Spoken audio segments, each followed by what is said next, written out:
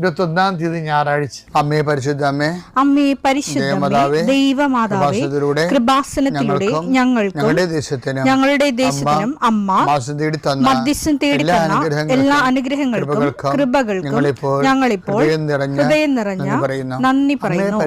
അമ്മേ പരിശുദ്ധമേ, ദൈവമാതാവേ, 2004 ഡിസംബർ 7 തീയതി ഉച്ചകഴിഞ്ഞ് 2:30 കൃപാസനത്തിൽ സംഭവിച്ച അമ്മയുടെ പ്രത്യക്ഷപ്പെടലിനെ കുറിച്ച് തിരുസഭയ്ക്ക് സമർപ്പിച്ചിരിക്കുന്ന പഠനരേഖകളുടെ സഭാത്മകമായ പഠനം ആരംഭിക്കുവാൻ ഞങ്ങൾ പ്രാർത്ഥിക്കുന്നു.